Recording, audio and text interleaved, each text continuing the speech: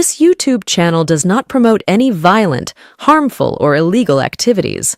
All content provided by this channel is meant for an educational purpose only.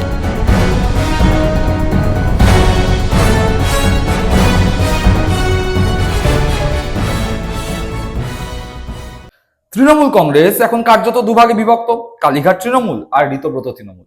আর ঋতব্রত তৃণমূলের সদস্য যারা এই মুহূর্তে হয়েছেন, যেমন ববি হাকিম থেকে শুরু করে সন্দীপন সাহা, আখরুজ্জামান থেকে শুরু করে জাভেদ আহমেদ খান থেকে শুরু করে আরো একাধিক বিধায়ক, 65 জনের কাছাকাছি বিধায়ক ঋতব্রত তৃণমূল হয়েছেন। তারা খুব ভালো মতো বুঝতে পারছেন যে মমতা বন্দ্যোপাধ্যায়ের ছবি সরিয়ে রেখে তাদেরকে কেউ তৃণমূল কংগ্রেস বলে মনেই করে না। নিজের নিজের বিধানসভা এলাকায় গিয়ে মানুষকে মুখ দেখাতে হবে। তো বিজেপি বিরুদ্ধে বাংলার 41% কাছাকাছি মানুষজন মমতা বন্দ্যোপাধ্যায়ের মুখ এবং তৃণমূল কংগ্রেসকে প্রতীক দেখে এই প্রার্থীদের ভোট দিয়ে জয়লাভ করিয়েছেন।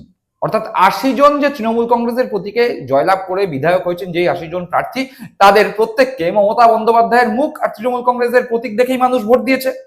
এ কথা এই 65 জন বিদ্রোহী বিধায়ক খুব ভালো মতো বুঝতে পারছেন।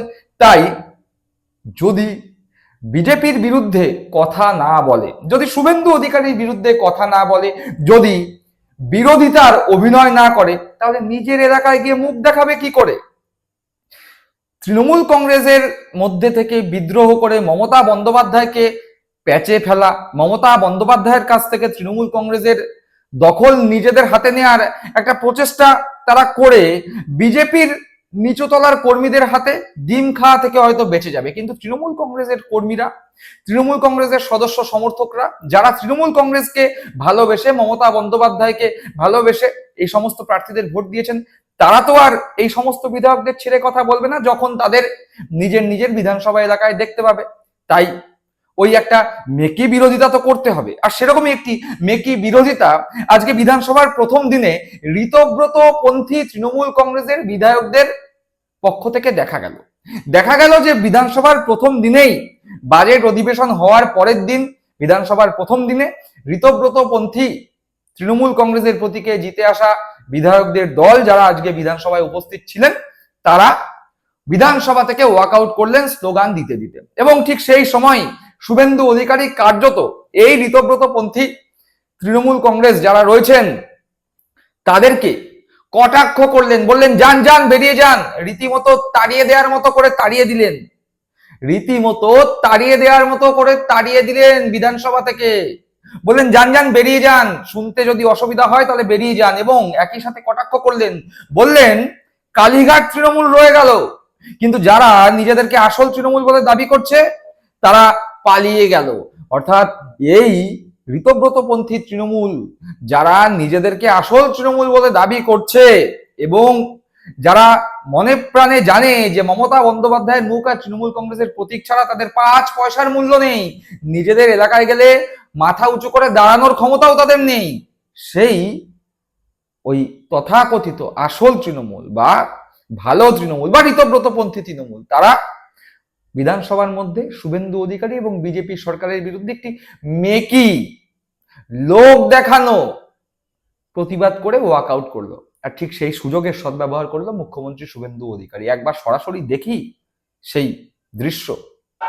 ভারত মাতা কি, ভারত মাতা কি, পালান পালান পালান পালান, শুনতে খারাপ লাগছে, পালান। সবাই যাবে তো, সবাই যাবে, যান যান যান যান যান, হয়ে গেছে, শুনতে খারাপ লাগছে, যান যান যান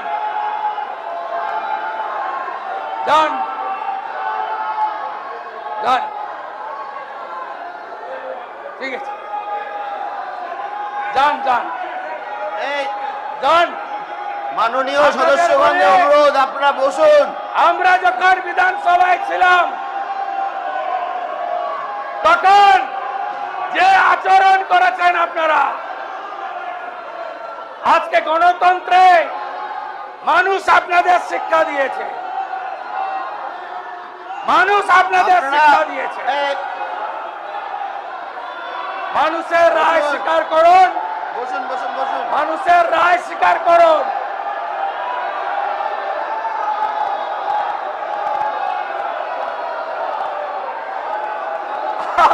আরে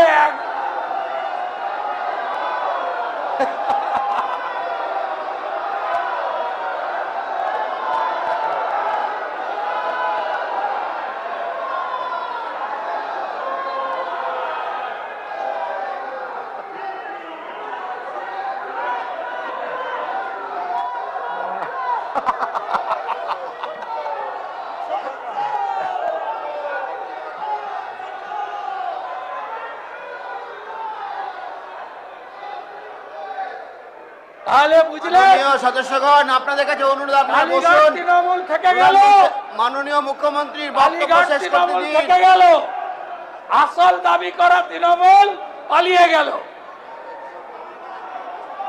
কালীঘাট তৃণমূল থেকে গেল আর আসল তৃণমূল দাবি করা পালিয়ে গেল।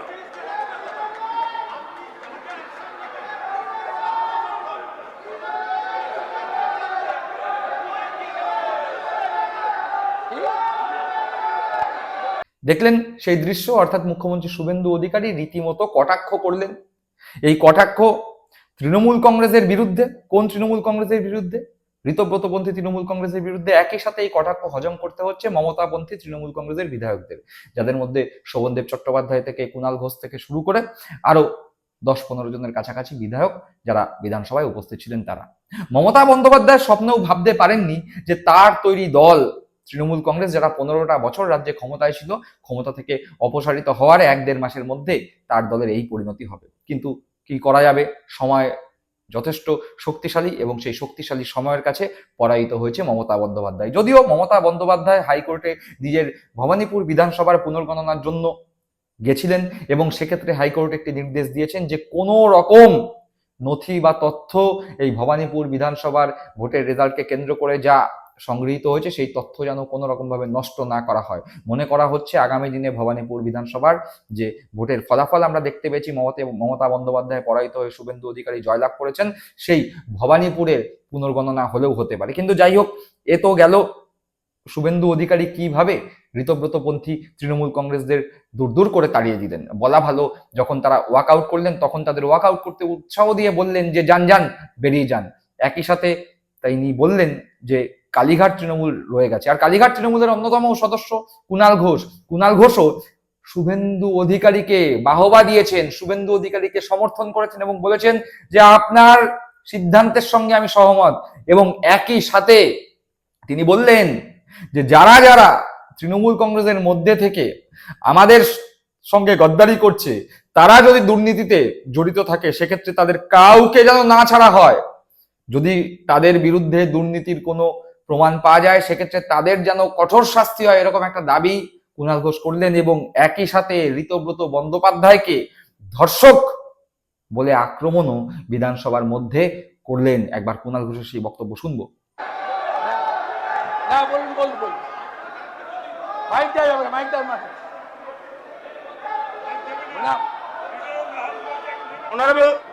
অনারেবল চিফ মিনিস্টারকে বলবো, চিফ মিনিস্টার যা যা অ্যাকশন নিচ্ছেন পূর্ণ সমর্থন করছি, কিন্তু কিন্তু কিন্তু যারা যারা যারা যারা হঠাৎ তৃণমূলের সঙ্গে ঝগড়া করে বাঁচার চেষ্টা করছে তাদের বিরুদ্ধে অভিযোগ থাকলে একটাকে বাঁচতে দেবেন না, একটাকে বাঁচতে দেবেন না। আর যে আপনারা আপনারা আপনারা আপনারা যেটা নারী নির্যাতন বলছেন, ঠিক আছে, নারী নির্যাতন আমি বলছেন, শেষ করি, অনেক time হয়ে ঋতব্রত গেছে। একটা রেপ।